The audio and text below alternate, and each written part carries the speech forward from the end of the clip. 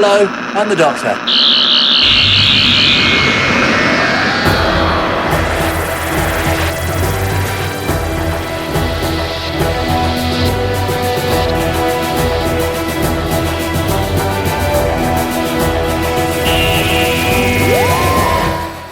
Hey Who fans, and welcome to the Big Blue Box podcast. My name's Gary. My name's Adam. And this is episode 28. That was quite abrupt. 28. 28. Almost K9-like. 28. Episode 28. How you doing, buddy? King of the impressions. Yes, I'm good, thanks. Yeah, very good. How are you doing? Yeah, I'm not too bad. Enjoying the kind of snow, if you can call it that. Yeah, I'm looking out my window now and I've got a bit of snow. Funny how we all get excited by a bit of snow, isn't it? But yeah. Facebook and Twitter just goes mental with people posting photos. It's like they've never seen it before. I know. But I have to admit, I was as bad because I went out there and did a little bit of filming. Right. I was like, oh, snow, right, how can I, because I was actually in the middle of doing a video anyway. And I was thinking, oh, right, how can I incorporate the snow into it? So I did, just at the end, there's a little bit with the snow. I made like a snow Dalek and put Tom Baker next to it. So yeah, well, you have to make the most, don't you? Yeah. It makes it different, doesn't it? Yeah, because the snow won't be here for another year and a half now. Well, unless it decides to stay for a month, don't tempt it. Oh, true. Yeah, Very that's true. right. So what have you been up to? What I've been up to, I've been watching a really cool classic episode for this week's review. Yeah. I've been catching up on some comics. You've just ordered another truckload, I see. I did, because I missed out. For some reason, for the 11th Doctor run, I completely missed out the third issue. Oh, right. I don't know why. I went from 1 to 4 to 5. So I ordered loads of them. I had to order 5 through to 8 for the 10th Doctor.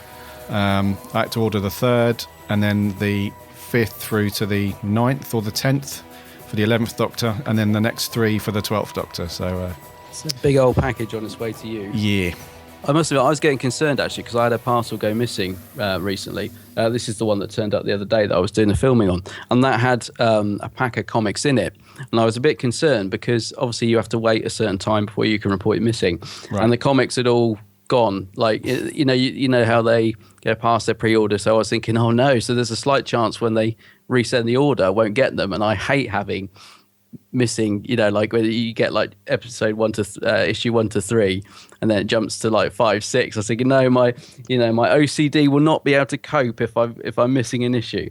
But thankfully, the order did finally turn up and they were all in there, so it's all good. Yeah, I could cool. relax. Yeah, I spent sleepless nights. Yeah, I can imagine. I'm the same, and I thought to myself, if I don't order them now, I'm going to miss those issues, and that's going to just drive me. I'm the same. I just wouldn't go to bed and sleep. I'd just be sitting there rocking, imagining that I'd be having these missing issues.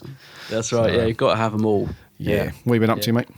Well, apart from doing the videoing, I've been reading another book actually because I polished off the William Hartnell biography the other week. Oh yeah. So I've just started the Patrick Troughton biography written by his son Michael Troughton, and I'm a couple of chapters into that, and that's really good actually. I loved the William Hartnell book, by the way. I really enjoyed that one.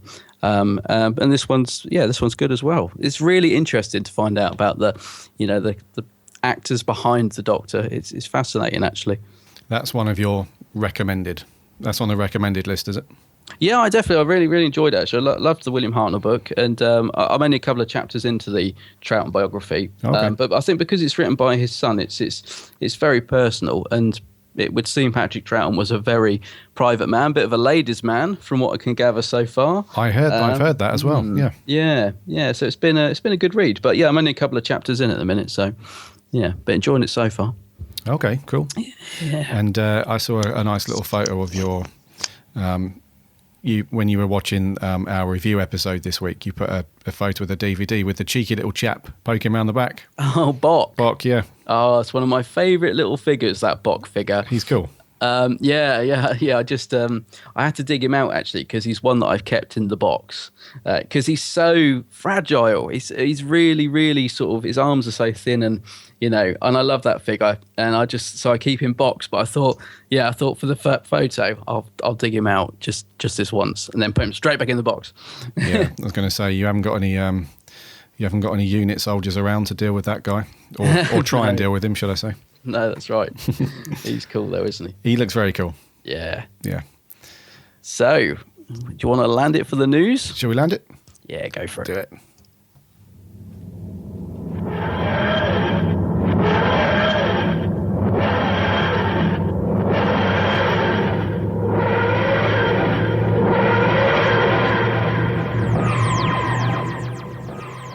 Fantastic landing. Fantastic. That's it. I can't do, Chris. Yeah, you can. As he's first in our news items this week, I thought I'd give it a go. Oh, good point. Yeah.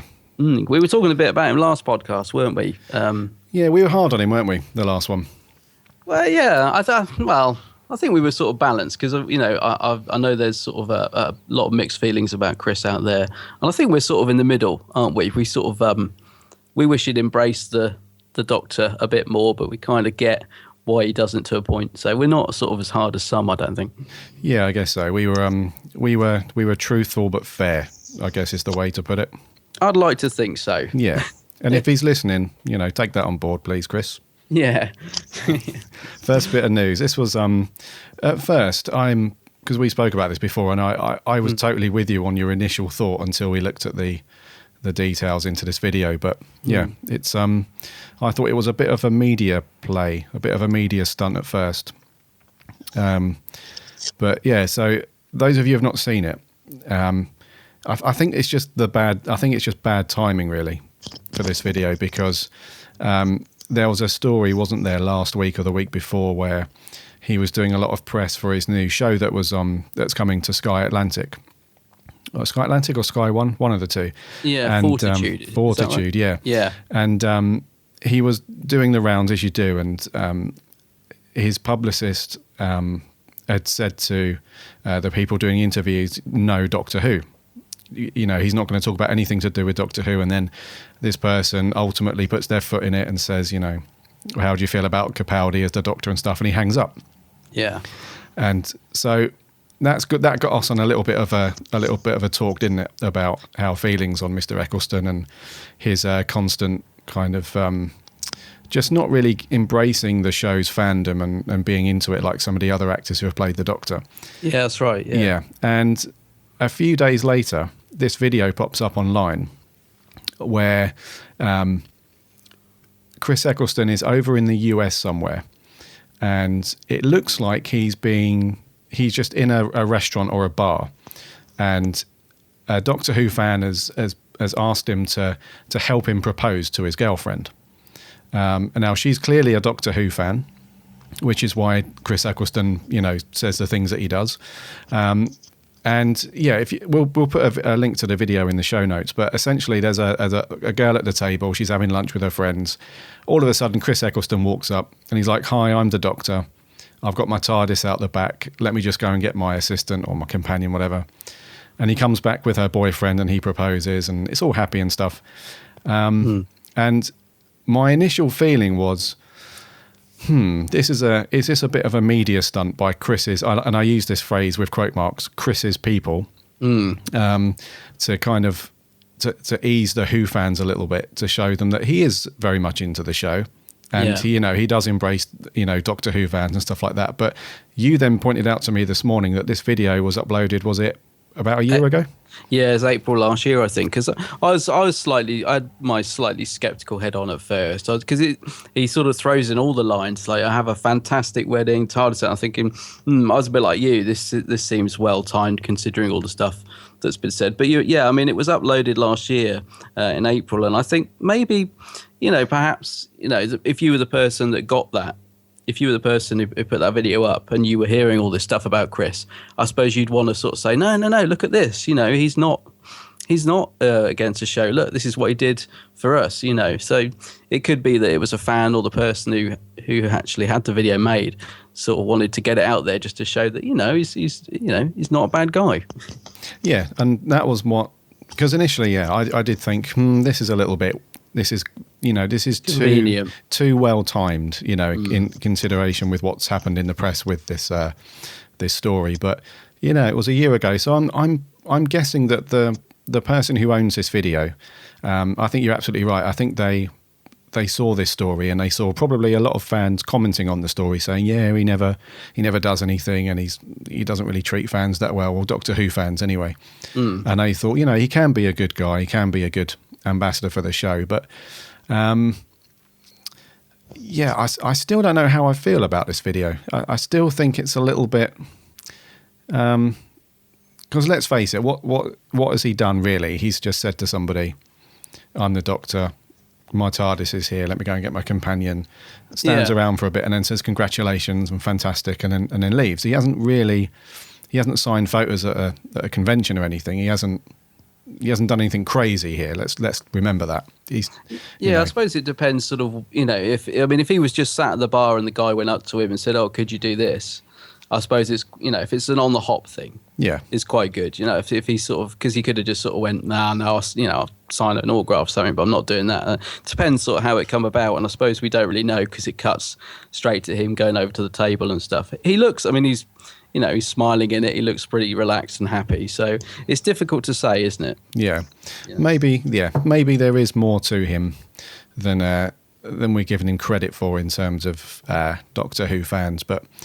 He's one of the. I've never met him. He's, I've been lucky enough to meet quite a lot of people from the world of Doctor Who over the years, and he's one that twice actually I've come very close to meeting. I've been to 2 events at the BFI where he was scheduled to be there, and then pulled out right at the very last minute. So I've always come quite close to meeting him, but never actually got there.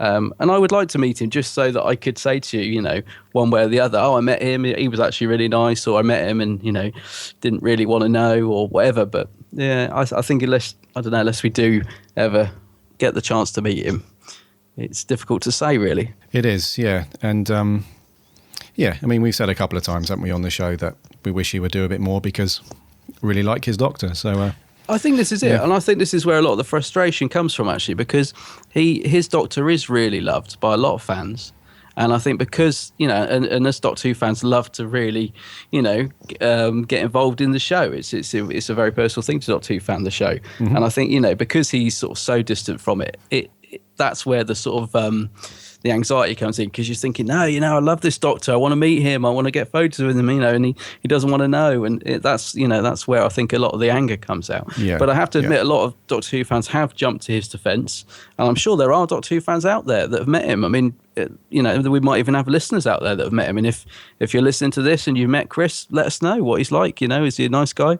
Because I probably get the feeling he's a nice enough chap. I just think in interviews and that he does come across as a bit guarded, maybe a little bit not at ease, but I think under no illusions that he's probably an absolutely lovely guy. Let's not take it too personal. He's probably a wonderful chap, but I think where it concerns the media and where it concerns Doctor Who, I think he could be just a little bit more touchy, a little bit more accepting of the fact that he was in that role, and shouldn't try and shun it completely from everything.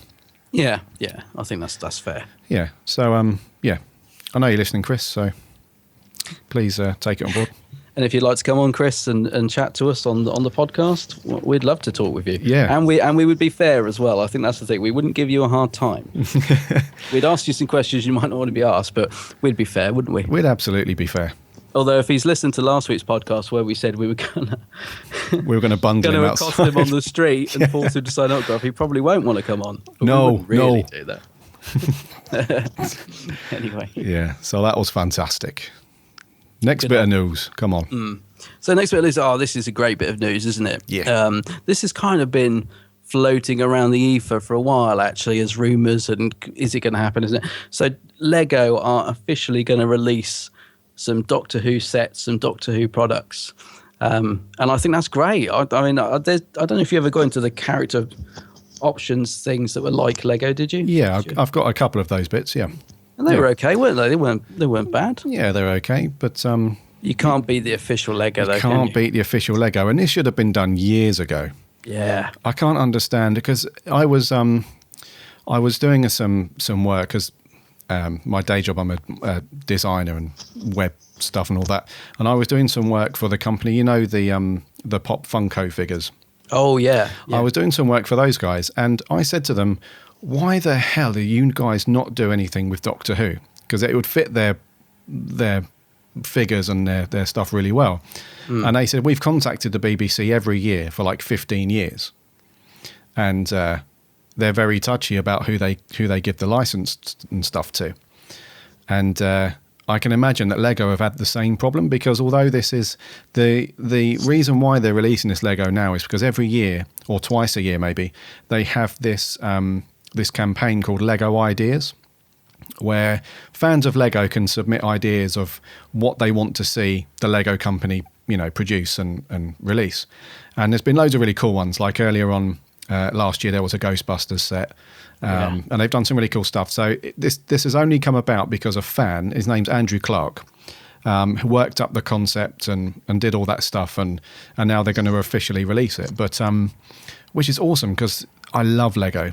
I've got quite a few Lego bits here, and it's so good. And I don't know why they didn't do this. The BBC, this should be perfect for them, because you thought, because a lot of the this is just my opinion, dude. You might feel differently to me on this one, but a lot of the toys that are like just the action figures and stuff like that, I find it to be mostly a collectibles type of thing.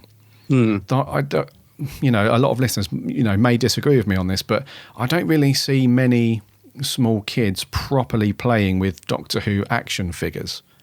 I see it more as more of a collectibles market for adults, really. I think it has become like that in the last couple of years, actually. I mean, I remember sort of 2005, 2006, when the show came back, particularly when Tennant took over. I can remember sort of going into Woolies and that, and there used to be loads of Doctor Who figures everywhere. And I remember thinking, wow, this is amazing. The show's really come back, because all these toy shops. So I used to have a brilliant local toy shop, sadly closed now. It's huge, it was. And they used to have loads of Doctor Who stuff. And I couldn't believe it. I mean, I never imagined the show would come back and be so popular, and especially with all this merchandise. And it seems to have pittered off a bit over the years, which I suppose is natural. To an extent, you're probably right. I think maybe kids now, maybe not so much getting into the figures. I certainly don't see them around as much as I did. But that, again, a lot of the shops I used to see them in have all gone. In fact, I just mentioned two, Woolies and the toy shop. So that could be why. Because I see a lot of kids having things like sonic screwdrivers and the whole cosplay thing and that stuff. So that's fine, but I don't really see kids with like loads of Doctor Who figures and are actually, properly playing with them. So you would have thought that, because most kids love Lego.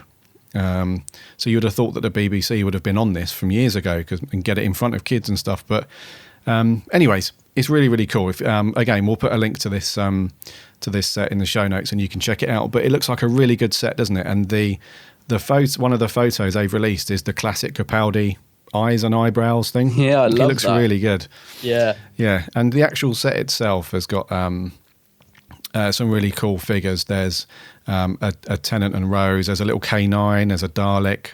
And the TARDIS looks really good. Have you seen the TARDIS? Yes, I know. I think it all looks great. I mean, I'll definitely be getting it. And Lego's such a big brand. I think it's really good for the show. And this kind of ties in what you were just saying, because hopefully it will put it back out there a bit more and get it a bit more mainstream again in terms of the sort of toys and getting kids into it and stuff. And it does. It looks really cool. I'm just about to go back to what you're saying about Pop Funko, actually.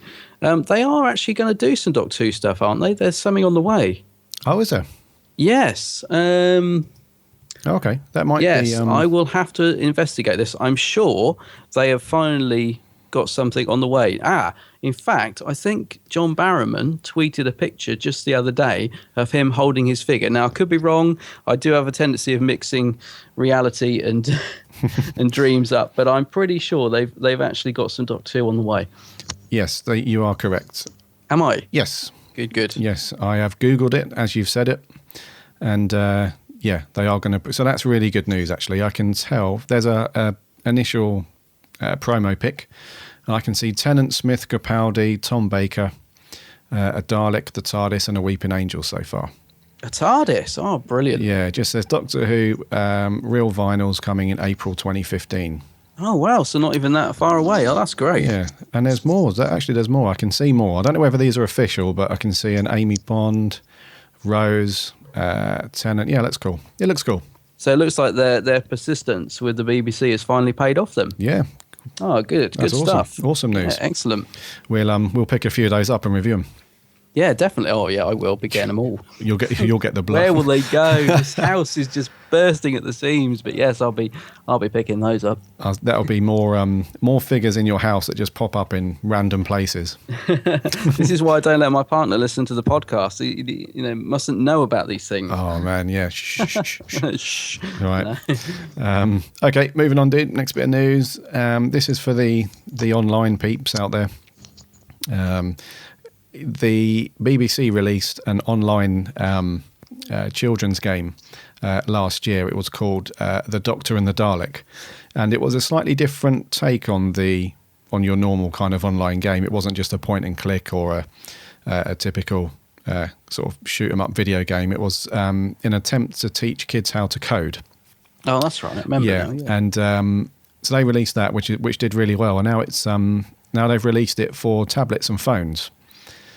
So if you can't get in front of a computer for any reason, you can jump on your iPad or, sorry, not your iPad, your Kindle Fire or your Nexus tablet or Android phone, whatever.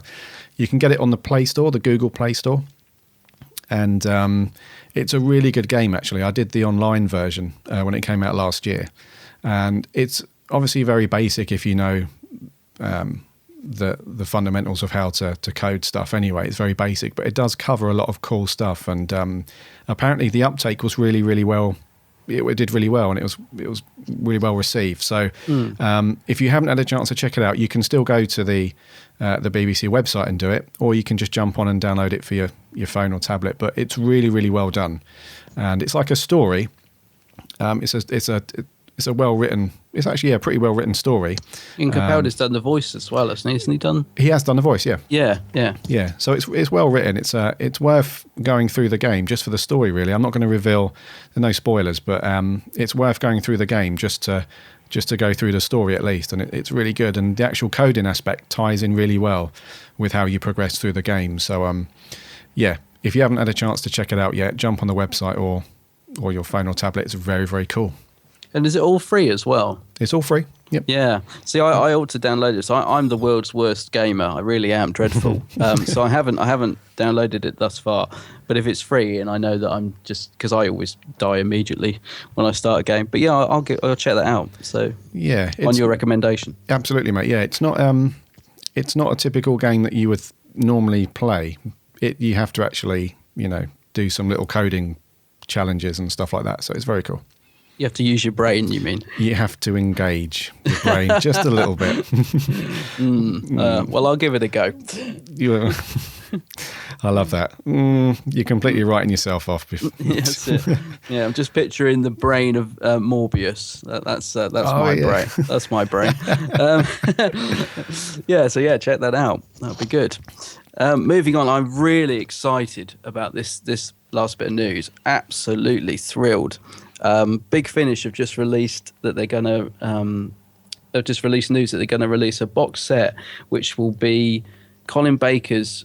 Basically, they're giving him a decent regeneration story on audio, and it's going to be a deluxe box set, and it's going to feature loads of his previous companions from the audios, and it sounds like he's going to have a face-off with the Valiard at the end of it. And I just think it's great because Colin did get a rough time as the Doctor in terms of all the shenanigans behind the scenes back in the 80s, and he didn't get a proper regeneration, and I think it's brilliant. The Big Finish, they've obviously had this idea for a while and they've been working on it, and I think it's brilliant that he's actually going to get a proper regeneration story.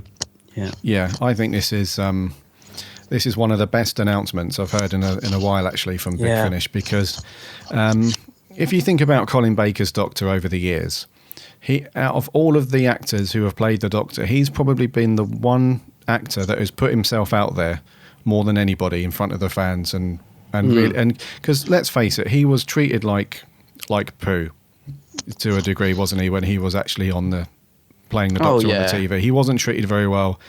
From the sort of big chiefs at the BBC at the Yeah. time. I mean, they just weren't Yeah. interested in Doctor Who at the BBC back then, you know. Yeah, and he was one of these people where, although he was, quite happy to go along with what the BBC wanted, because he didn't really have much choice, did he? No. He was, he would just went and did it, and that was that. And he could have quite easily walked away from Doctor Who after being treated like crap and said, whatever, I'm not going to be involved anymore. But out of, like I said, all the actors that have played the Doctor, he's really just taken it on board and put that behind him. And he's at every I say every. It feels like he's at every convention. Yeah, that's right. Although he might be a bit grouchy from time to time, he's always there signing stuff and chatting to people, and the Big Finish stuff as well. Over the years, he's done some cracking stories with Big Finish. So I would say that this is the most deserved Big Finish special. Would you agree with that? Oh, I'm so excited. I literally can't wait to hear it. I think Colin is just superb on audio. I mean, his tenure as the Doctor, there's some great stuff in there. There's some not so great stuff in there. Obviously, as we said, there's all the stuff that went on behind the scenes. But yeah, on audio, he really does shine as the Doctor and shows, just how good he is as the Doctor. Yeah. And I think it's great he's getting a decent send-off. Yeah. I And- just hope it doesn't mean I bet you're just about to say the same thing. I hope it doesn't mean it's the end of Colin on audio though. And I'm sure it doesn't, because he seems to love doing it.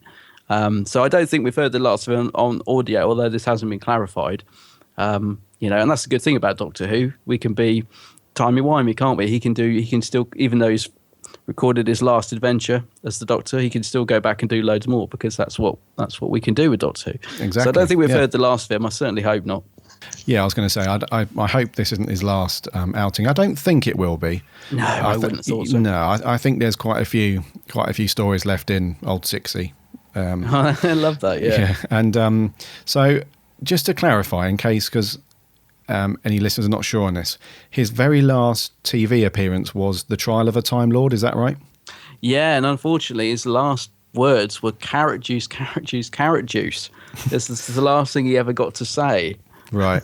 which I think has haunted him for years. Yeah. And then obviously, the next story, Time of the Rani, is Sylvester McCoy in a wig playing Colin. Because you haven't. Have you seen that little scene? Nope. So you haven't seen the start of it or anything? No. I mean, that's it. Colin goes into the TARDIS, the end of Trial of Time Lord, moaning about the fact he's got to drink carrot juice. And then in the next story, Time of the Rani, you've got Sylvester McCoy in a blonde wig, very badly fitted, by the way. Bloody hell. And he kind of gets turned over and starts regenerating on the TARDIS floor, and we don't even know why. It's all a bit strange. Right. So they kind of fudged it. Yeah. I don't know. It'd be interesting to see how this leads into it, because obviously they will, sort of slightly mar it to go into this story, Time of the Rani, I guess. Although I should imagine it'll be a very tentative link, but yeah, it'll be nice to see him actually get a proper story. Yeah, because it does feel like it does feel disjointed when you watch the end of Trial at the beginning of Time of the Rani. Okay. We need to. Is that on our radar for review at some point? A couple of people, particularly the Who Addicts guys, are crying out for us to review it. I'm only putting it off because I love this. I love watching it, but I know it's a bad story. It's my ultimate guilty pleasure, and I'm only putting off reviewing it because I'm going to find it hard, because I'm going to have to defend it, even though I know what you're going to say about it is true. So I'm kind of putting it off, but we will have to review it. We'll do it at some point, yeah, because I need to watch it still. I've got it downstairs with a few others, so I need to get on it. Yeah, I mean, I look forward to you seeing it, because I'll be interested to see what you make of it. I'm not the only fan out there that enjoys it, and that's what I always say when I get stick about Time of the Rani, is that I don't say it's a good story. I don't say it's great. I just say I enjoy watching it. I really enjoy it. Okay. But there's a difference. I can see it's all its faults and whatever, But anyway, we will do it. It'll be an interesting one to chat through with you. We'll get around to it, yeah.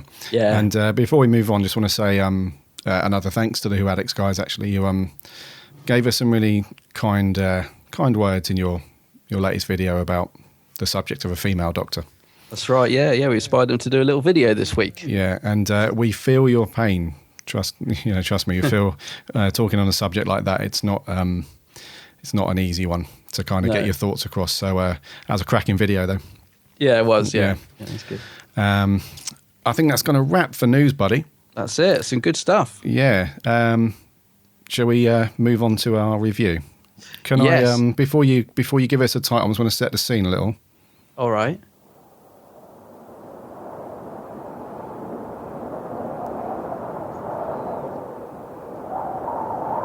Away you go. I was wondering what was coming in then. Yeah. Do you know what? It's funny, actually. Just before, well, no, I'll talk about it when we get to it. But we were talking last week about how you say it, because I always say the demons, and I'm wrong, because the doctor clearly says it's the daemons from Deimos. He does, doesn't he?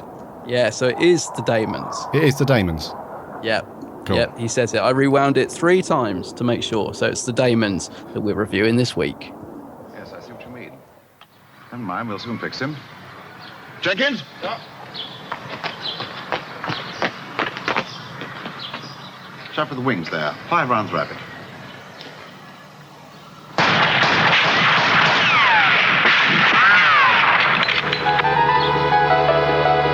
Realize, of course, that you're a doomed man, Doctor. Well, I'm a dead man. I knew that as soon as I came through that door, so you better watch out. You see, I've nothing to lose, have I? Enough! Hassan, destroy him! Who is this? My enemy and yours, Hassan. Destroy him! This is the one we spoke of. He, too, is not of this planet. He is a meddler and a fool. He is not a fool. Yet he has done a foolish thing coming here. Why did you come? I came to talk to you. Talk, then. Sir. But first, let her go. No! Doctor! I am... You wish to talk? Yes. I want you to leave this planet while you still can. Yes. Yes. I wish you to leave this planet while you still can. John Pertwee. Mr. Pertwee. Yes. Yeah. So this is a good one. It's funny you mentioned that you played in that sound effect of the wild wind there, because when I went to film, I don't know if you remember the start of my video. I did a video where I went to the location. Yeah, it was cool. Called The Search for Devil's End. If you're interested in the location, check it out on the Geeks Handbag YouTube channel. But it's there's a scene at the start where I go walk up to a signpost, and the wind is just like it is all the way through the episode, and it's not dubbed on. I mean, that is how it was when we went there, and I always find that so surreal because it's really prominent in the episode, isn't it? The windy village, crazy windy effect. Yeah. So that's why I put it on there, because I thought, it's really windy there. Yeah, and it's so loud as well. I was watching it yesterday. I kept thinking this sound effect, and it obviously cuts in every time they go to a certain scene where it's obviously meant to be really windy, and it's quite jarring, isn't it? Because you'll be sort of a scene in the pub, which is really quiet and studio bound and stuff, and then we suddenly cut to this outside shot, and the wind is, it's really wild. Yeah. I thought so. Before we get on, so this was back in the 70s. This was 71. Yeah. So this is real classic stuff. 5 episodes. I thought this was weird, 5 episodes. Yes, I know. Yeah. It's normally 4 or 6, isn't it? It's normally 6. Yeah. And that's right. And it sticks in my head because it's one of the things I kept getting wrong when we were filming. And all my best takes, I realised I said 6 episodes all the way through. I was kicking myself when I got back. Yeah. But it's a strange that normally Pertwees are there's a lot of 6-episode stories in the Pertwee era. But yeah, this one is 5, and I don't know that. I'm sure there's a reason for it, but I don't know what it is. Yeah, not sure. Kind of works though. Yeah, it does. I think, to be honest with you, I think if it had been 6, I think it would have stretched it out just a little bit too much, actually. Because although I enjoyed this one very much, when you actually look at the sort of overall storyline, it's not thin, but it's I don't think there's enough meat in there to stretch it out to 6. Although I'm sure they could have done, if you know what I mean. Yes, I know what you mean. Yeah, so this was 1971, and it was written by, who's this Guy Leopold then? Guy Leopold. Yeah, who's this, the writer? Barry Letts? Yes. Is it Barry Letts? Barry Letts and Robert Sloman did it together under this pseudonym. Oh, yeah.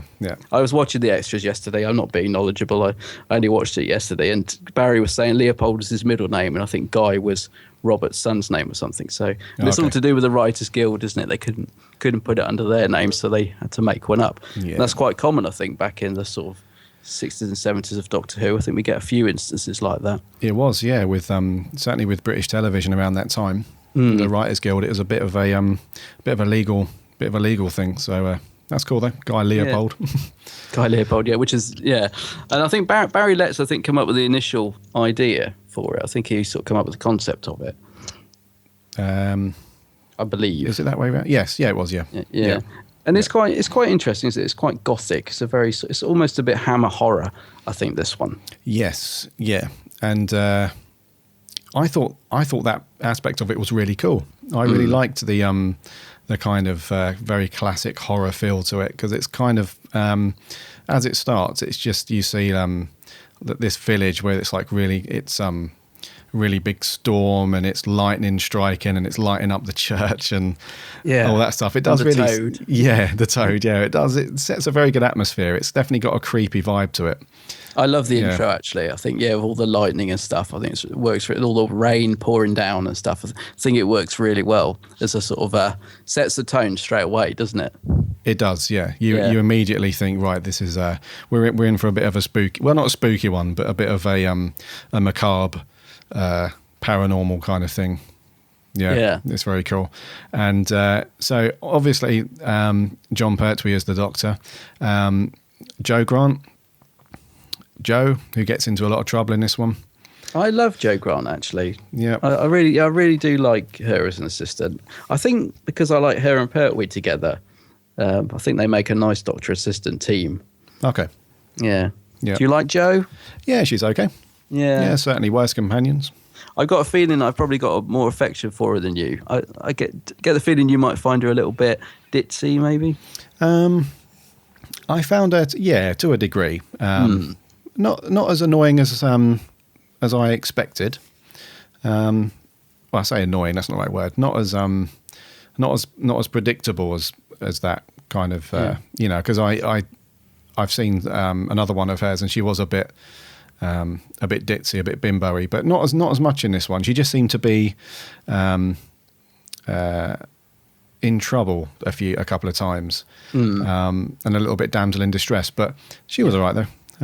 See, I really like Joe. I think her and I think Katie Manning and John Pertwee obviously got on very well in real life, and I don't know. I always think it comes across the screen. I think they make a nice pairing. I think, but I know what you mean. Yeah, Brigadier is back. Yeah, and do you know what?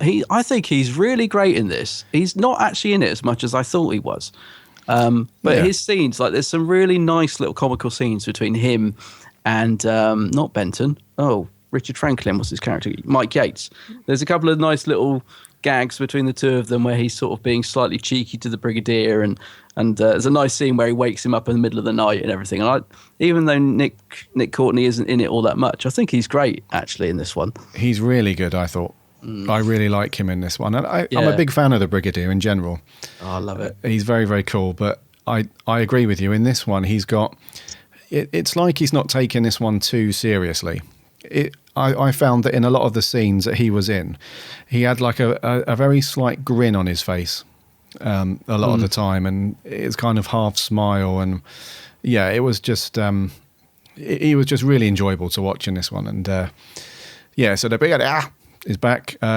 Your best mate, your Bezzy, John Levine. Oh, John Levine, getting in some karate chops and kung pao fighting, isn't it? Yeah, he's good in it. He's awesome. I was going to say, actually, with the Brigadier, I wanted to start playing a game with you, but I don't know if we can, of real moustache or fake moustache. But the problem is, I don't know which episodes are fake and real. But yeah, because this one I thought was real. Turns out it isn't. Oh, no, really? I know, yeah. Sorry to ruin that illusion. They were saying that in the outdoor scenes, when it was a bit rough weather, his moustache kept falling off. So I was a bit disappointed as well. I thought it was real, but yeah. I think one of the real moustaches is Mordrin Undead. I think that's a real one. Okay, right. It's a lot bushier. Maybe that's how you can tell. A lot bushier. Yeah, but I think I think actually the unit work really well in this story. I think that they actually used to quite good effect, because sometimes they're just kind of they're in the story, but then they're running around not really doing much. But I felt they worked quite well in this one. Yeah, I thought they were quite cool. There was had that good mix of like a obviously a serious nature to it, but there are also some comical guys in there. The electrician guy who's trying to construct and operate this very complex machine that the doctors told him to build.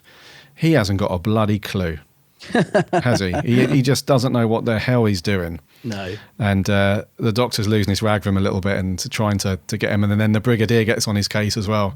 He ends up blowing the crap out of everything. And That's right. Oh yeah, that guy when he turns that last lever on and the whole thing blows up. Actually, apparently, you saying about John Pertwee blowing a fuse and stuff. Apparently, he cites this as one of his favourite stories, John Pertwee. But apparently, he was in quite a bad mood a lot of the time during filming it. You know the bit where he's riding around on the bike.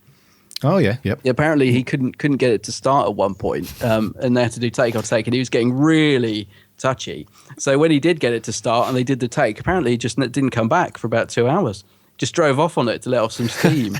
And Katie Manning was like, yeah, when John was in that sort of throwing a hissy fit, you just let him get on with it. And I can imagine it. So every time I watch him drive off on that bike, I just think of him going off in an absolute stupor. So they just saw like him getting smaller and smaller off into the distance, and then like, where's our star? Yeah, where's that's the right. doctor gone? Yeah, it was on. I was watching the little making of yesterday, and they just said, he was in a bit of a tetchy mood. He couldn't get this bike to start, was getting a bit fed up. Yeah, and when he finally did, they did the take, but he never came back. Do you know what? I can just imagine that. Yeah, just buggered off to the pub for a couple of hours and came back in a better mood. Why not? Yeah, that's a great pub, by the way. I bet they spent hours in there. It's actually called the Blue Boar, but it's called the Cloven Hoof in the episode. Yeah. It always makes me wonder why they bother to rename things, because I know they do it now quite a lot, but back then they didn't used to sort of bother. Right. You know what I mean? They just sort of would always just use whatever's there, like road signs. They'd never sort of try and cover them up. But yeah, they rename it in this episode. Okay. To the Cloven Hoof. I can imagine that Nick Courtney would have been in there quite a bit as well, because he was renowned, wasn't he, for in between takes and stuff, to especially lunchtime, buggering off and having a couple of pints of ale. I believe he liked a pint or 10. Or 10, yeah. They've still got the Cloven Hoof sign. They've actually still got it in the pub when you go in. Sadly, they've moved it towards the toilet the last time I went in, which I was a bit disappointed about, because before it was quite prominent. I think it was behind the bar, or it was certainly by the bar. But I've been twice, and the last time I went in, it was sort of on the wall by the toilet, and I was thinking, almost wanted to take it. I was thinking, no, this deserves pride of place. I'd have it above the fireplace, But, I would as well, yeah, they've probably got new landlords or something. You probably don't even know what it is. Not a Who fan. Yeah, but they've still got it anyway, and it still looks cool. With the devil's foot or whatever it is, the Cloven Hoof. Yeah. So before we move on to the story in a bit more detail and characters and stuff, the location was actually quite cool in this. It had this, like I said earlier, it had this very eerie small village cult feel to it. Yeah, I think it's one of the things I really love about it, actually. I mean, you've got Miss Hawthorne, who's one of the villagers, and she just fits perfectly in that setting, doesn't she? Yeah. And the church as well. And because it's on that sort of slight slope, it looks huge, doesn't it? I mean, do you know what I mean? It seems to be sort of almost halfway in the sky, that church. Yeah. Because it's sort of built up. And then, I mean, I just think as a setting, it was brilliant. And it makes it feel quite... I don't know, something about when the Doctor goes to a village, I suppose because it feels quite contained, it also feels quite close to home, because you can sort of imagine being there and stuff. Yeah. So I love the setting. It's really cool. It's a village called, is it Oldbourne? Oldbourne in Wiltshire. Yeah. Really cool place. Yeah, if you ever get a chance to go there, do it. It's a really nice little place. Yeah. Yeah. And, sorry, go on. No, I was going to say the burrows are quite far. You could walk to them. The burrows that they're at, the dig. Yeah. They're there, but they're quite far. I mean, we walked up to them, not realising how far they are, and it was it was absolutely teeming down. It was a bit like the beginning of the episode. And my phone actually broke that day. I actually got back and went back to the pub and sat and put my phone by the fire, hoping to heat it up. Sometimes you can bring them back alive. We got so wet that phone never worked again. But it's a fascinating little place just to walk around and explore. And you can still feel the sort of Who history there. We got chatting to a woman that remembered being a kid there when they were filming, and she said she got taken out for a ride in the Bessie car and all this sort of thing. So that's cool. Yeah, there's still a definite sort of presence of Doctor Who there. Oh, and they've got TARDIS bins. They've got a bin in the shape of a TARDIS as you drive in. There's a gold Dalek outside the pub. So when you go there, there's still nice little memories of Doctor Who. Oh, that's cool. Yeah. Yeah, definitely worth a visit. And a nice pint. And a nice pint indeed. Yeah. So, story-wise, so to set the scene, this is there's an archaeological dig that's happening in this just outside this village, isn't there? And the locals, or some of the locals, especially Miss Hawthorne, she's very much, you can't go down there because if you do, it will release. What they're saying is it will release the devil, won't it? That's right, because she's a white witch, isn't she? She's a white. She's a good all witch. About this. Yeah. So she warns everybody and says, if you open up this, what I forgot what it is. What is it? It's not a tomb, is it? It's it's just a crypt. burial. Is it a crypt? Yeah, burial mound thing. So she says, if you go down there, open it up, then you release the devil and all bad things. Blah blah blah. And the locals think that she's just loopy. And then you have the unit who are watching it as well, and they think she's a bit crackers. And we got BBC Three there about 20 years before it actually became real. Before it became real, yeah, BBC Three. BBC Three. Yeah, so a fictional channel, fictional program. The BBC are making a kind of documentary thing to say, at midnight they're going to open up the tomb and blah blah blah. But the Doctor immediately realises, doesn't he? He's like, I've heard that. It's Devil's End, the name of the village in the program, isn't it? Devil's End, yeah. Yes. So he immediately recognises the name. He knows that there is a real threat. Not quite what they think it is, but he knows there's a real threat. So he hightails it down there. Unit get over there, and it all just kicks off. That's right. Yeah. In a nutshell. But the thing that I found quite interesting about this story was they did actually take the kind of magical aspects of it pretty much throughout the entire story. Because sometimes what happens is the Doctor will debunk, won't he, anything to do. Most of the time, there are a few episodes dotted around which are a little bit magical, I guess, but 9 times out of the 10, anything magical, the Doctor will normally debunk it as science. And while he does that, they still, especially Miss Hawthorne, her character, even right up until the end, she still very much believes in the whole kind of sorcery magical thing. Yeah, that's right. The sort of underlying sort of thing about it's science over sorcery, isn't it? And the Doctor's the science and Miss Hawthorne's the sorcerer, I guess. Yeah. Yeah. And it's interesting to see the Master play his role in this as well, because he kind of takes on the role of, you kind of realise that he's the leader of a kind of cult, isn't he, in this village. And he's almost going through the motions about summoning this supposed demon. I love. That's one of the things I really like about it. I love something about Roger Delgado as a sort of satanic vicar. It just works incredibly well. I mean, everything about it, from his red costume that he wears for pretty much all of it, the glasses that he puts on, something about that whole the Master going undercover as a new local vicar. I found really cool. I've really enjoyed it. It was cool, and he does suit that role really well. I really like him. He does, doesn't he? Yeah. Delgado. Oh, he's brilliant. My favourite Master. Do you know the bit I love actually is when, because he can normally hypnotise people, no problem. I love the bit where he tries to hypnotise Miss Hawthorne, and she almost goes under, but then she's quite strong-willed, so she just doesn't. And she sort of almost shakes it off, and he's really, really annoyed. He's like, what?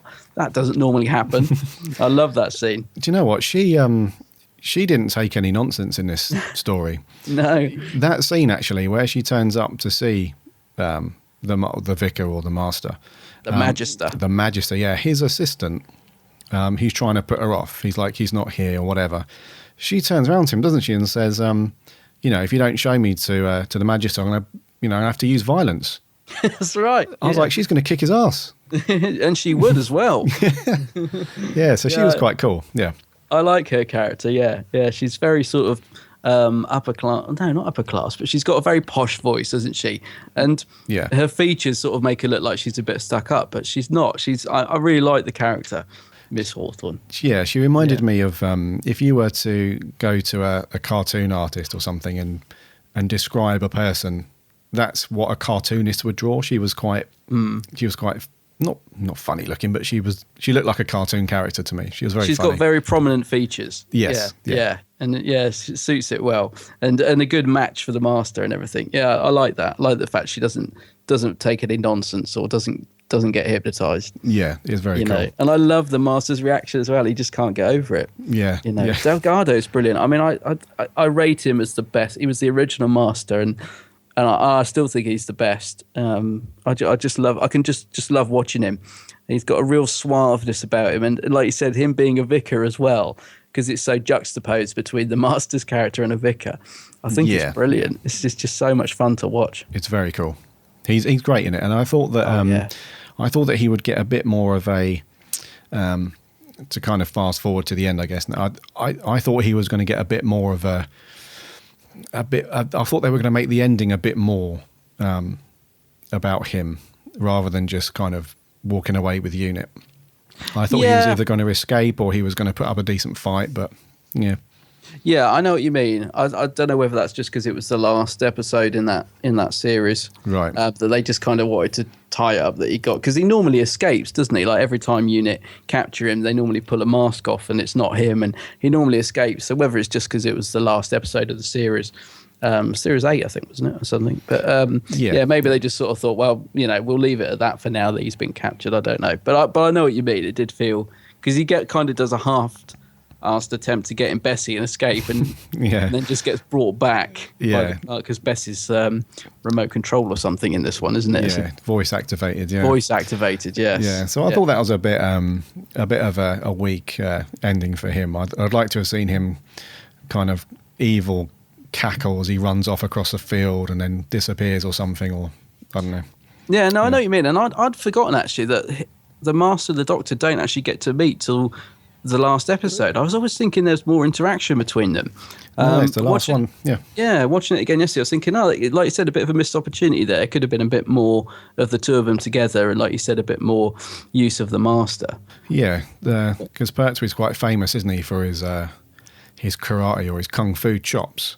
So he could have dished a few slaps out to the Master, and we could have had a good fight scene there. But that's right. Yeah. Well, why is the Master trying to summon up the Azal though? Because I know he wants all the power and everything. I think that's what it is. Yeah, I think he knows. Is he just going to take over the world? Because it's not that explicitly explained what. I know he wants to get all the power and everything, but yeah, I think the way that I took that was he sees himself as superior to the human race. Yeah, and in an effort to try and rule them, he needs more power than what he currently has. So I think that's it. He just wants to take all this, or he wants to, I'm not sure why he thought that Azal would be quite forthcoming and just give him all his power like that. I'm not quite sure, but I think that just was his game. He just wanted more power to kind of rule the earth, I guess. And this alien dude was the key. The Azal. What did you think of Azal? This sort of devil-like, cloven-hoofed, 20-foot tall devil. Yeah, I mean, I think at the time, the early 70s, I think this was done pretty well. Yeah, I thought so. At the time, I'm not going to bash it too much, because what can you expect, from 1971 on a budget like that? You can't really. And the face looked good, didn't it? I mean, its features were quite horrible. Yeah, I think they did that quite well. It was quite dimly lit all the time, and so you couldn't really see the joints and the makeup and the mask and stuff. And the guy playing him as well, I thought he did a really good voice. What was his name? He has got a really good sort of Stephen Thorne, deep sort of voice, and they've slightly echoed it as well. Yeah, it does sound good. Loads of reverb whenever he's in there. In that crypt. Actually, that whole scene, whenever there's his like booming voice and the Doctor's arguing back and the Master, they've really ramped up the echo and the reverb, and that's right. It adds to the effect. I thought he was quite cool. Yeah. And what did you think of Bok? I loved Bok. I did. he's just such a cool little character. He's not. I'd like to see him pop up in. Well, I don't know if that's too whimsical, but I'd like to see him pop up somewhere else in Who. I think he's a really cool little character. Yeah, I do, because I love the fact that he's this stone gargoyle at the start, and then you just see the head turn and the eyes light up. Yeah. Then obviously we then get the sort of actual animate, the guy in the suit. And it's funny how you will excuse things. Your mind, because like nowadays, if they did it, if it was a man in that suit, you might not overlook it, but something about it works. I don't watch it and think, oh, that looks ridiculous. Just a man in a pair of grey tights. Come on. It actually, to me, it works really well. I love the character of Bok. Yeah, and you almost cool. feel sorry for him when his powers are going and he's sort of staggering around at the front of the church and they're all firing at him, and you're thinking, I know he's evil, but you got to love Bok. You got to love Bok. He's the thing is, one of the things that, well, when I say I'd like to see him pop up again in another Who story, one of the things that I liked about Bok in this story was that you don't really know too much about him. Yeah. And I think part of that is because you don't really need to. He's just a stone gargoyle who's being controlled by the Master. And also he gets... Sorry, go on. And I after I watched it and I was thinking about Bok, actually, and after seeing your picture as well, I kind of had this story in my head about him kind of being linked in with the Weeping Angels in some way. Because he's made of stone and he's got powers and all that kind of stuff. Yeah. Like this little renegade Weeping Angel kind of character. I'd love to see it pop up again. I can imagine Capaldi seeing Bok scuttling away in front of him. Yeah, I can imagine that. Yeah, I was just going to say about the bit where Benton blows into smithereens with that giant bazooka, and then he kind of comes back together, doesn't he?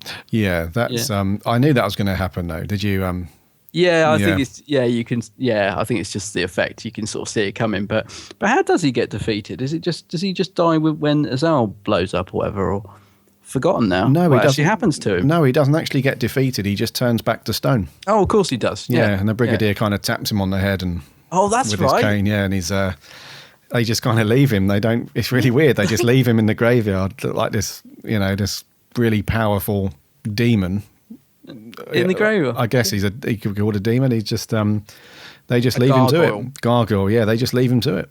Do you know what really happened to him? They actually say on the little documentary. No, what's that? John Pertwee, because the sort of statue version of it was made of polystyrene or something, and John Pertwee took him home and put him in his garden. Oh, cool. But apparently, because of what he was made of, he actually didn't last very long. Oh. So he did eventually cease to live. But yeah, I love the thought of John Pertwee just picking him up at the end of filming. Right, off we go. Because apparently John Pertwee was quite light-fingered. He used to love taking little props and things home. Do you know what? Somebody else said that as well. It's on the Sea Devils commentary, I think. He took something from a boat and then they asked for it back and he had to sheepishly admit to taking it, but I can't remember what it was. He's a cheeky chap, wasn't he? He liked to tickle, didn't he? He did. He did. Yeah. Talking to Mr. Pertwee, what did you think of the Doctor in this one? Yeah, let's move on to I think the more I watch of Pertwee, the more I think he's just so good. Mm-hmm. He's got this very cool demeanor about him as the Doctor. I'm not sure if it's because at the time when he's filming some of these, he's just really in the zone, or if he's just. Well, put it this way, I don't really, apart from the Five Doctors, I haven't really seen him play the Doctor, in a terrible way. He's always been on form to me. Yeah. And I say the Five Doctors, he was quite cool in that, but he was just a bit, I don't know, he was just a bit slow in that one. But he wasn't quite as in character as perhaps he is in its actual tenure. I think. Yeah, but I think for the most part, I really like Pertwee, and I think this isn't up there with some of his best, but it's not far off, and I think he does a good job. I think he does a good job putting up with some of the more lesser serious scenes as well. Because the scenes where he's there are two scenes that spring to mind where I thought that some other actors would really struggle to make this a serious scene with what's going on. And the first one was what we spoke about earlier with the unit guy really struggling with his device that he's concocted. Yeah, that was quite comical, and he's trying to be really serious, and that was a bit of a light-hearted thing. And the second one was where just a bunch of random villagers decide to do a maypole thing, and these Evil Morris men. the Morris dancers, they you know, if you were in the middle of that and that was going on, you'd probably feel like a bit of a Burke. You know, but he manages to just maintain like a very serious tone throughout the whole thing. So I think he's really good as the Doctor. I wouldn't say he's the best out of the classic bunch for me, but he's very much up there. I really enjoy him. He's really cool. What do you think? No, I agree with you, definitely. And actually, I was just thinking about that lovely scene with the with the crazy Morris men, because you're right, actually, how he does take it seriously. Because Miss Hawthorne comes out and calls him a funny name. She says he's the wizard, what is it, Qui-Quon Quid or something? Qui-Quon Quad. And you can just sort of see that he's almost... it must have been funny to film, because he said, "Yes, I'm the Qui-Quon," but he does sell it. It could have been sort of hammed up a lot more, but he does play it serious, doesn't he? He does make the scene work. Yeah, definitely. I like Pertwee a lot. I think he's a great Doctor, and it occurred to me yesterday how he's just very much his own Doctor. He doesn't try and emulate any of Troughton or Hartley. He doesn't try to be the same. Any of their traits. He just is his own Doctor, and he's very flamboyant. Very often sort of enters the room as if he's in charge, and I like that. Absolutely. I like Pertwee a lot. Got a lot of time for his Doctor. Yeah, I thought that as well. It's he's very much a James Bond type of figure. Oh, he loves his action, doesn't he? I mean, he loves his bike chases and the hovercraft chases and the helicopters, but that's all very much of the Pertwee era, and John Pertwee clearly loves doing all that, doesn't he? He does, yeah. And like you say, he doesn't emulate that kind of crazy, wacky, Troughton-y thing. He's got a very not too serious, but he's got a very suave kind of action guy type of thing going on, and which is quite hard for him to pull off, I would have thought, because he was getting on a little bit at that point. And, he had the white hair and stuff, so he wasn't your typical kind of Sean Connery, secret agenty type of thing. And I'm not suggesting he was trying to be too much like that, but he did have a very kind of, he was very good with the chops, and he could handle himself. And it was, like you say, it was quite action orientated, the Pertwee era. And I thought he was really cool. Yeah, and I think he used to apparently love doing a lot of his own sort of stunts and action sequences, like he loved gadgets and like the things to hovercraft. He'd always want to drive it, himself, and very often would be stopped. And I think somewhere along the line, he hurt his back, and it kind of, in his later years as the Doctor, kind of impacted on him not being able to do as much as he sort of really wanted to. Oh, right. But you could see that he used to, he used to always want to be in the thick of it, if you like, John Pertwee. Yeah, no, I like him a lot. And there's not many people could carry off that look either. Do you know what I mean?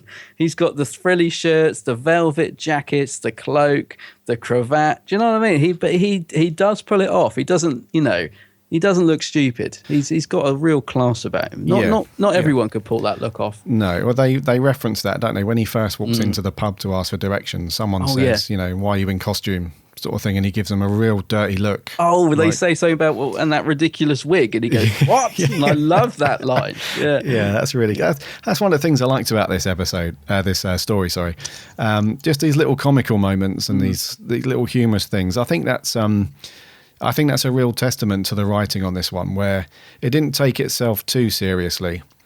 With the exception of the scenes where you're in the crypt and the Master's doing his thing, they were quite serious. Yeah. But everything else that was happening in the village and some of the unit characters and stuff like that, it was, even Miss Hawthorne, her character, she was quite humorous with how she delivered a lot of her lines, and just some of the little things that you didn't really pick up on at first. I mean, now we're talking about it. I remember Benton. And he's having a ruck with somebody in the pub, and she smashes this guy around the head. She's got a big crystal ball in her handbag. Oh, yeah. She smashes a guy, and he's like bruised up and battered, and she's just like, "Well, do you want a cup of tea?" Yeah, and he's like, and he's like, "There's stuff going on out there. I can't be having tea." And it's just so well written. Those little scenes and those little interactions with people that they don't really focus too much on the Doctor and Joe having all the good lines and being the focus. I think the supporting cast and how it was written was superb in this one. Oh, definitely, yeah. I suppose Barry Letts probably had a hand in that because he knew the characters so well. He probably had it in those little lines. And actually, one of the things that they say about the ending as well, and I don't know if this would happen now, but Mike Yates said, the little scene with the Brigadier at the end where he says, "Do you fancy a dance?" And the Brigadier says, "I'd rather have a pint." Oh yeah, that nice little line at the end. And apparently they ad-libbed that on the day. They spoke to the director Christopher Barry, who, by the way, I meant to say, I think does a great job on this. All credit to Christopher Barry on the direction. But yeah, apparently they went to him at the end and said, "Oh, we haven't really got. We're kind of just standing here. Could we just have a little sort of send-off line?" He said, "Yeah, sure." So they just sort of filmed that on the hop, and it's such a lovely little, just sort of sets off the end of the episode nicely, doesn't it? It's really cool, yeah. And you mentioned Christopher Barry, the director. He was, he's actually said that this is his favourite Doctor Who that he's done. Yeah, based purely on the script. He loved the script so much, so I can totally see that. It's a really good, well written story. And just as we're sort of talking about the end, obviously the Azal character sort of blows up at the end and the whole church blows up, doesn't it? And that's the only bit that kind of is a little bit weak for me, because he does it because Jo Grant sort of goes to sacrifice herself for the Doctor, isn't it? And he's like, does not compute, and then he just explodes. And the whole church explodes, doesn't it? And I was thinking, it's a little bit easy. It's a little bit sort of wrap the episode up that. But it's one of the very few sort of minor niggles I have really with the episode. Yeah, that was for me as well. The Master's how he was apprehended at the end. Oh yeah, and how they blew everything up. That was a little bit kind of. But you never know. Maybe that was a budget thing or a time thing. I'm not sure. But apparently the BBC did get a lot of complaints from people thinking they'd actually blown the church up. Because I suppose if you imagine people watching... No, they did. If you imagine people watching it on their old little television sets back in 1971, it probably looked a lot better. But no, apparently they did. They got quite a few complaints after it aired saying, "How dare you destroy a church for the sake of a television program?" I mean, the fact that lovely panning shot of the village at the end is clearly filmed from the church tower, isn't it? I mean, come on. Of course, yeah, unless it was a helicopter job. It's a bit, yeah. Actually, that helicopter that blows up, I read as well, is the helicopter blows up. Apparently, that's actually from Russia with Love. There's a little unused outtake that they let me have. Oh, what, the actual... That little bit of film of the helicopter blowing up. Yeah. Oh, okay. There's all these little things. Again, that wouldn't happen now, would it? They wouldn't sort of go up to Skyfall and say, lend us that bit of film of the speedboat blowing up, would you? Yeah, this is one of the wonderful things about sort of how things were made back in the day. It just seems a lot more easygoing, doesn't it? Indeed, yeah. And the Brigadier, the whole unit and Brigadier thing, I thought they had some really good stuff to do in this story. Yeah, I love it when they're all coming together at the end, and it's quite a lot of action sequences as well. Yeah. Really sort of brings the episode up a bit, I think. Yeah. Indeedy. Yeah. So overall, very good. So, rightio, let's do review stuff. Let's score it. Let's score this baby. You can go first this week, mate.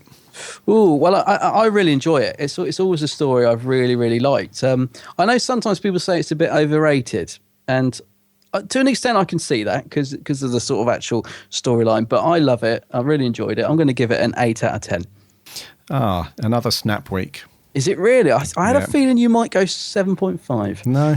8 out of 10, I'm glad. Yeah, 8 out of 10. I think bar a couple of little things like the bit at the end and a couple of little bits here and there, I didn't really find anything too major to pull this up on. I thought it was just a really enjoyable classic Who. Really liked it. Yeah, I think that's it. It's just an enjoyable watch, isn't it? Yeah, and definitely. there are a couple of things like the costume for Azal. Although his face was well done, there's a bit where you're kind of looking through his legs. Oh, I know exactly the bit you mean. And it's got like tights on, and you can, they're all scrumped up at the bottom, aren't they? Yeah, you can see that. Yeah, it's a bit Hilda Ogden. Yeah, so some of those little bits could have been. They could have got the detail guys on there a little bit more, and Yeah, but overall, I can't really pick anything too major with it. I really, really liked watching it, and it was. I think I've said this before about classic Who's. They're normally drawn out on average, around 6 episodes, aren't they? Yes, So, normally you're Pertwee, yeah. Yeah. So although this one was 5, I think you mentioned it earlier on actually that they could have, if they would have done 6 for this, it would have drawn it out just too long. So I actually really liked the fact that they did 5 episodes on this. I think it fit. I think it was a better fit for this particular story.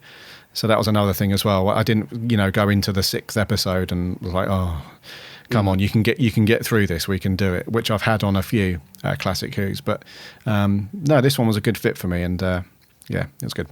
Yeah, definitely enjoyed it. So, what did our listeners think of this one then? Is it a mixed bag?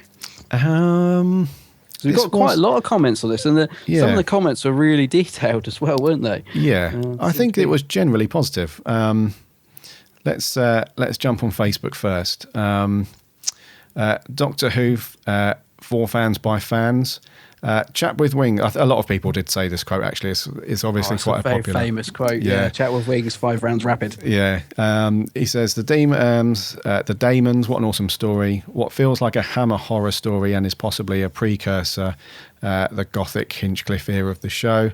The late and very great Christopher Barry directed it perfectly. I'm not going to go on. It's quite detailed. It ends Series 8 really well. Azar was played by Stephen Thorne, who returned. Yeah. So he basically is a unit technician called Sergeant Osgood who wore black-rimmed glasses. It was never stated if scientific advisor Osgood, as seen as in The Day of the Doctor and Death in Heaven, was a nod to this character. Yeah, I had never noticed that before until I read this comment. And yeah, he's right. One of the soldiers is called Osgood, and he's got these black rimmed glasses. So it could have been a nice little nod to him. Yeah, thank you for that, mate. Yep. If it's not, it's a nice coincidence. Yeah. I had Ben Morris. He says he can see why this is Pertwee's favourite story. It shows the unit family at their best with wonderful chemistry throughout.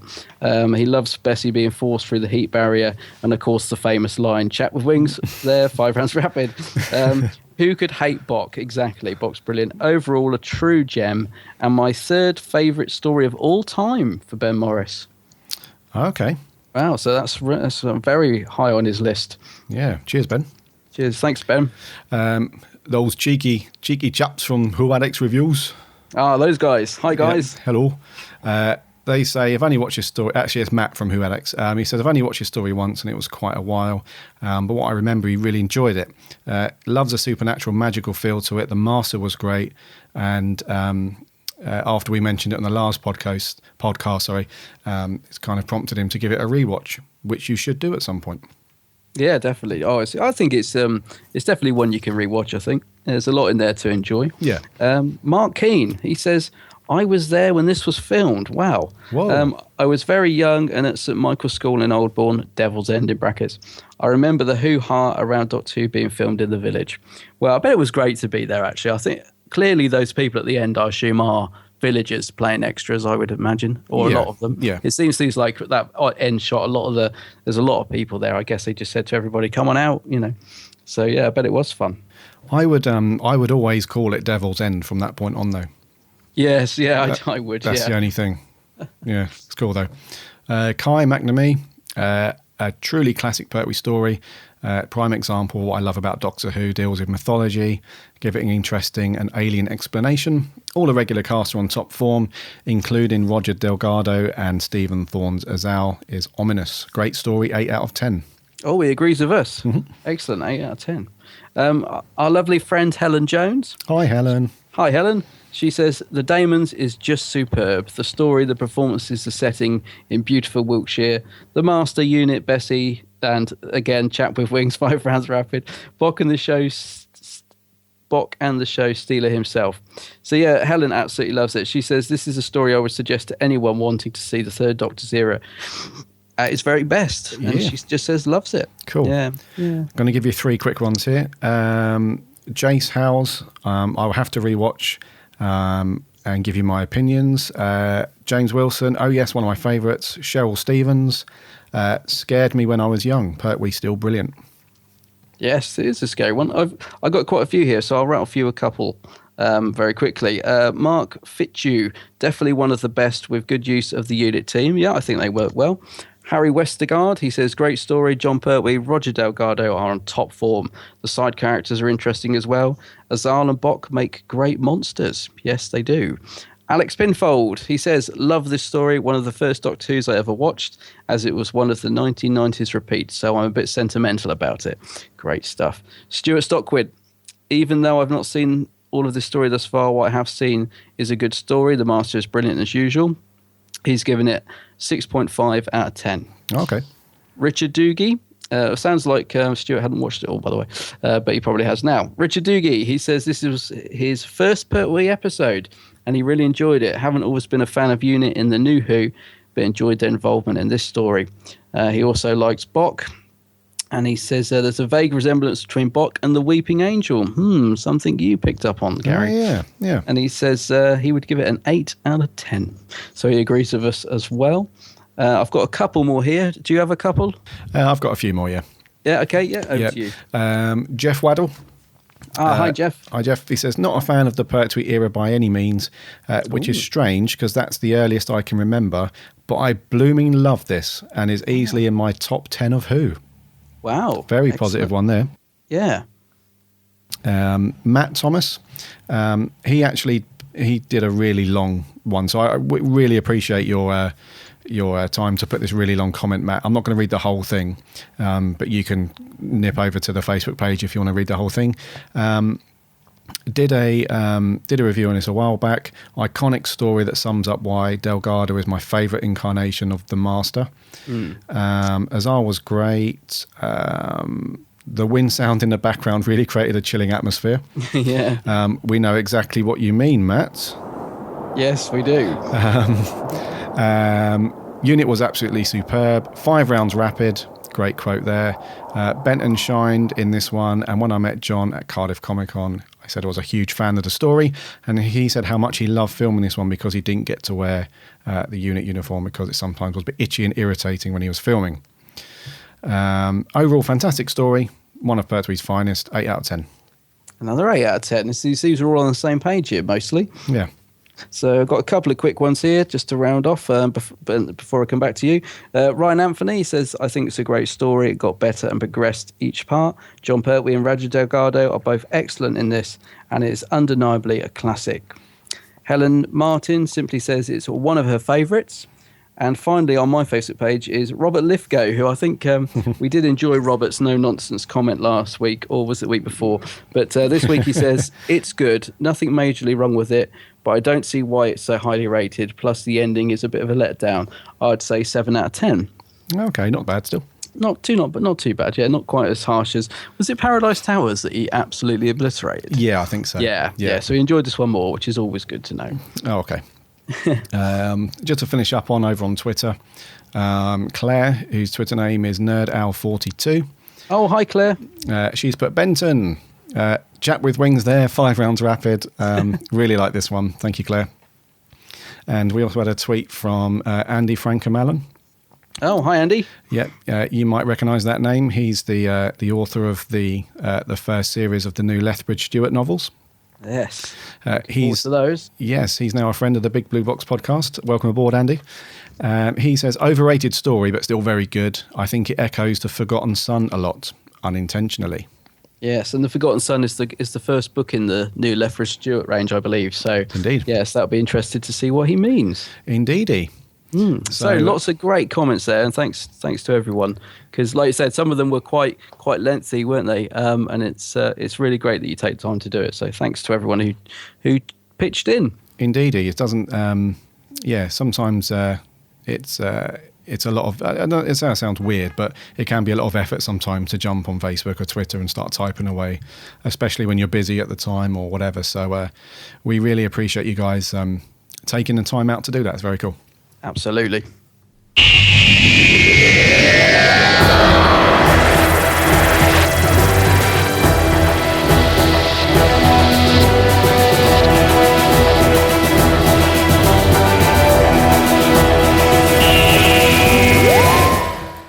So that's going to call time on episode 28. Yeah. Another awesome story that we reviewed there, and the news was quite interesting as well. Yeah, a lot going on this week. Indeedy. Yeah. And Mr. Eccleston, like I said before, let's try and pick up the smiles a little bit for the Who fans. Let's be friends. Let's all be friends. Yeah.